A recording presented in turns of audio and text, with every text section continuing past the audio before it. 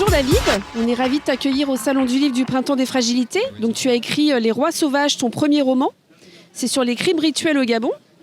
Tu es membre de l'association des romanciers nantais. C'est un roman autobiographique ? Alors c'est un roman que j'ai écrit il y a déjà maintenant 4 ans, j'en ai publié un autre depuis. C'est un roman qui est effectivement en partie autobiographique parce que j'ai vécu une partie de mon enfance puis de ma jeunesse comme jeune coopérant au Gabon et plus largement dans d'autres pays d'Afrique centrale. Et ce qui m'a inspiré en l'occurrence, bien sûr, ce sont des souvenirs et je dirais même des découvertes que j'ai faites là-bas, aussi bien enfant parce que je baignais dans un univers assez étrange et assez différent de celui que peuvent connaître les enfants qui grandissent en France. Et puis surtout, jeune homme, où mon esprit, ma curiosité, je crois que j'avais un petit peu le goût du reportage ou du journalisme, j'aurais pu être journaliste, je crois, m'ont mené à des découvertes ou à des prises de conscience. Et les crimes rituels, c'est vraiment quelque chose de très fréquent dans certains pays d'Afrique ? On va droit au but, là, en l'occurrence. Effectivement, ce roman, entre autres, parle des crimes rituels. Alors d'abord, il se passe, je précise quand même, sur un fond qui est celui de ce qu'on appelle la France-Afrique.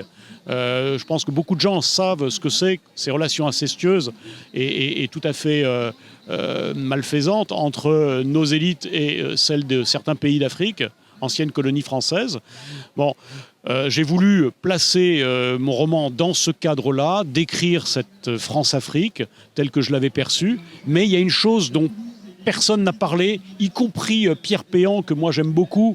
C'était un grand journaliste, il est décédé, il a eu le temps quand même de lire mon manuscrit. Il y a une chose dont personne ne parle, en fait, ce sont les crimes rituels. Et les crimes rituels, oui, c'est fréquent, il y en a, c'est documenté, l'OFPRA l'a documenté, dans 19 pays d'Afrique, du Mali quasiment au Mozambique, y compris dans les milieux musulmans des marabouts du Sénégal ou du Mali. Mais ce dont je parle, c'est ce qui se passe au Gabon.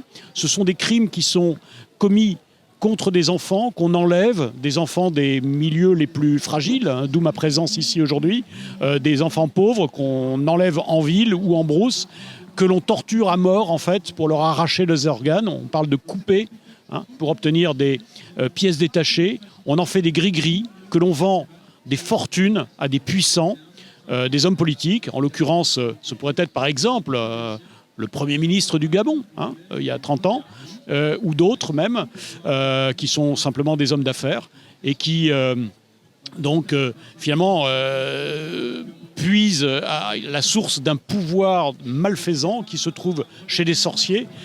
Sorciers qui sont eux-mêmes à la fois des gens qui tiennent du vaudou d'importation. Il y a un syncrétisme entre le vaudou qui vient du Bénin et des rites tout à fait estimables qu'on appelle le bouiti chez les hommes au Gabon, qui ont donné naissance, ce syncrétisme a donné naissance à une pratique donc absolument terrifiante, il faut vraiment le dire, qu'on appelle les crimes rituels. Est-ce que tu peux nous dire le lien entre ton livre, Les Rois Sauvages, et les fragilités ? Le lien, c'est que tout simplement, quand j'ai écrit ce livre, j'ai pris la mesure, j'ai pris conscience d'un déni. Je ne m'attendais pas à un tel déni. Un déni, d'abord, en Afrique, ça ne m'étonne pas.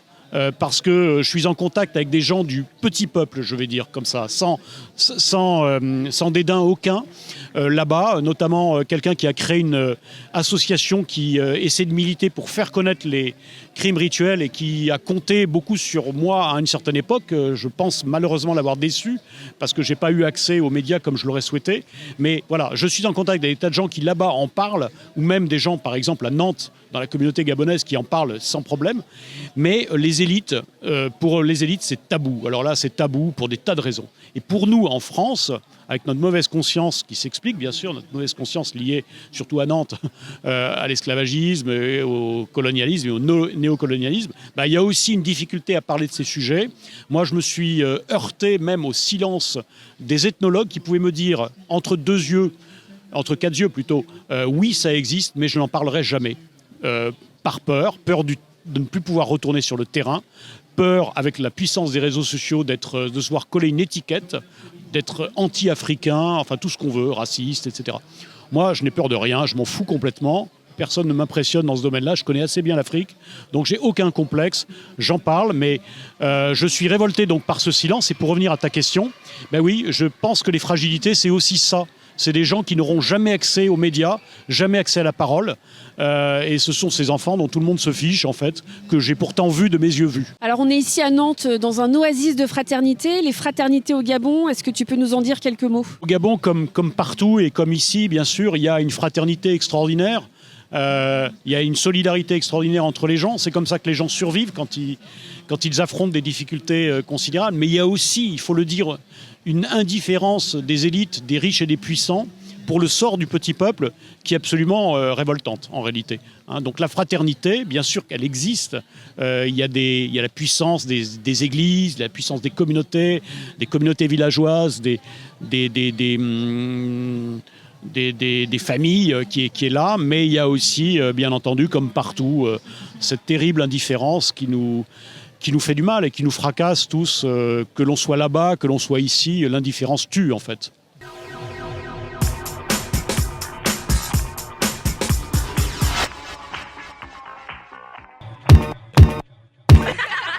Yeah.